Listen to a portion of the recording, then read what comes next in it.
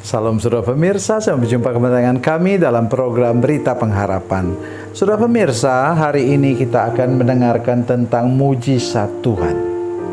Kalau Tuhan memberkati kita dan berbicara kepada kita melalui mulut hamba Tuhan, maka jangan melawannya. Perhatikan ini dengan baik-baik dan perhatikan dengan benar supaya saudara jangan kena musibah. Mari kita berdoa sebelum kita lebih jauh dengan firman Tuhan ini. Bapa, dalam nama Yesus, terima kasih untuk kasih dan anugerah Tuhan kepada kami. Lindungi hati dan pikiran kami dengan darah-Mu, supaya kami tidak pernah mengucapkan sesuatu yang melawan hamba Tuhan. Terima kasih Tuhan. Dalam nama Yesus, haleluya. Amin.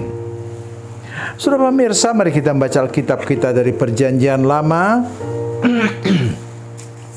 Perjanjian Lama 1 Raja-Raja 13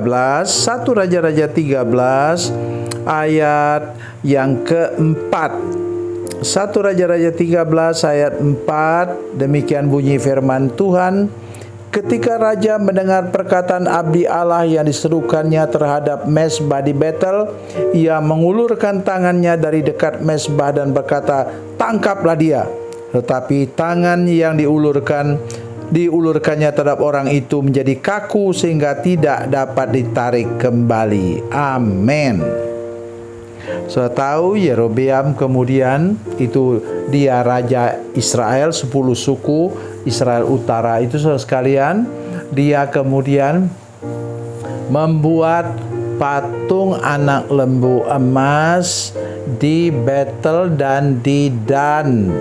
Dan kemudian apa yang terjadi saudara sekalian? Di sana juga dia mengangkat sendiri imam-imam dan mereka juga mempersembahkan kurban di atas mezbah di sana. Saudara pemirsa, akibatnya umat Tuhan di kerajaan Israel Utara itu berbuat dosa pula.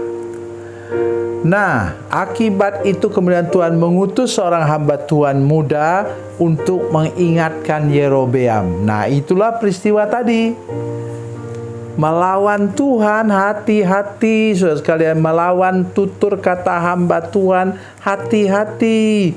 Ketika raja mendengar perkataan abdi Allah yang diserukannya terhadap mezbah di Betel, ia mengulurkan tangannya dari dekat mezbah dan berkata, "Tangkaplah dia." Tapi tangan yang diulurkannya terhadap orang itu menjadi kaku sehingga tidak dapat ditarik kembali. Mungkin saudara tidak mengalami hal yang sama persis ketika saudara melawan Tuhan. Melawan tutur kata hamba Tuhan yang memang hidup dalam kebenaran. Tetapi boleh jadi usahamu yang engkau kerjakan dengan tanganmu itu akan rusak, bangkrut. Begitu juga segala macam bidang kehidupan saudara menjadi kacau. Oh saudara sekalian, saya ini punya pengalaman yang begitu banyak. Satu hari saya dipanggil di satu kota. Dikatakan, "Pak Pendeta, tolong datang ke sini." Ada apa? Ini ada seorang bapak yang sekarang kakinya mendadak lumpuh. Pergilah saya ke sana, kemudian bertemu dengan ibu pendeta itu. Kebetulan itu ibu pendetanya ibu-ibu. Dia bilang seorang bapak justru majelisnya bertengkar hebat dengan ibu gembala itu. Entah masalahnya apa, saya tidak ingat lagi. Kemudian bapak itu bilang, "Ya, saya mau katakan kepada ibu, ibu salah," katanya kepada pendeta itu. Dan kemudian dia bilang, "Buktinya ini, coba ibu lihat." Dia ambil Alkitab, kemudian dia injak saudara sekalian. Alkitab itu dia buka, dia injak. Tepat ketika dia menginjaknya, kemudian kakinya lumpuh. Saya dipanggil untuk mendoakan dia supaya dia sembuh kembali, karena dia kemudian minta maaf sampai berteriak-teriak menangis, minta maaf kepada ibu pendeta itu. Dan saya berdoa, puji Tuhan, karena dia sudah minta ampun, saya berdoa Tuhan pulihkan kembali kakinya dan kakinya sembuh kembali. Ini cerita yang memang betul nyata di hadapan jemaat juga yang menyaksikannya. Banyak jemaat yang datang menyaksikannya. Ibu pendeta itu sebenarnya sudah mendoakan dia, tapi tidak berhasil.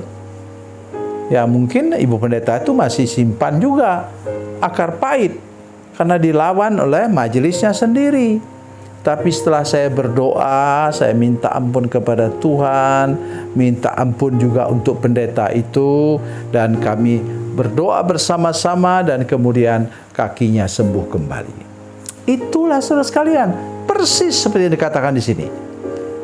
Hamba Tuhan menyampaikan kebenaran firman Tuhan, menyampaikan supaya dia sadar dan bertobat, malah dia lawan, dia ulur tangan, tangkap dia katanya. Dan tangannya tidak bisa lagi terlipat. Jadi itu saudara sekalian, hati-hati. Nah, banyak yang bilang sama saya, "Opa, bagaimana kalau itu memang hamba Tuhannya salah?" Kita doakan supaya dia sadar, supaya dia bertobat. Jangan kemudian menambah runyam keadaan dengan saudara mengutuk pendeta. Ya, saya selalu tanyakan begitu kalau ada yang lapor kepada saya mengatakan, "Pak, payah kami ini. Kami mau ikut gereja Bapak saja. Karena apa, pendeta kami payah. Hidupnya tidak betul." Saya katakan, kamu sudah berapa kali berdoa, berapa lama berdoa untuk pendeta itu?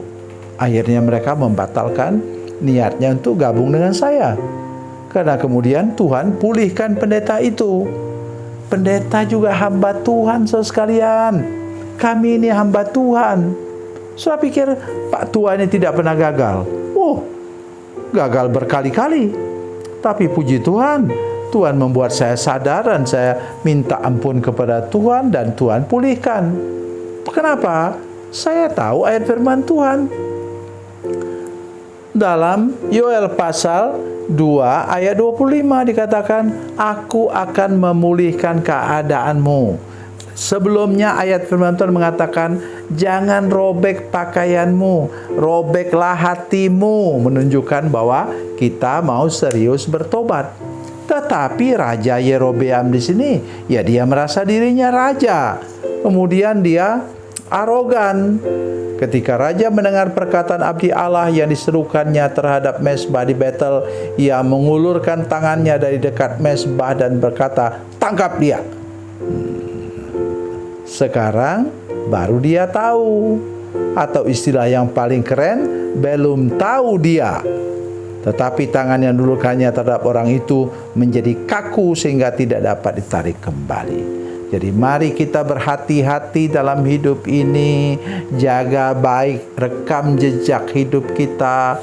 Mari kita tahu menghormati hamba Tuhan dan tahu mendoakan hamba Tuhan di gereja kita masing-masing supaya mereka dipakai oleh Tuhan dan tidak pernah tergelincir ke dalam kesalahan yang dapat membawa akibat buruk kepada jemaat. Tuhan Yesus memberkati, Tuhan Yesus baik. Mari kita berdoa. Bapa, dalam nama Yesus, terima kasih untuk firman Tuhan yang luar biasa ini. Tuhan, tolong kami untuk tidak pernah jatuh ke dalam lubang yang sama dengan seperti yang dialami oleh Raja Yerobeam.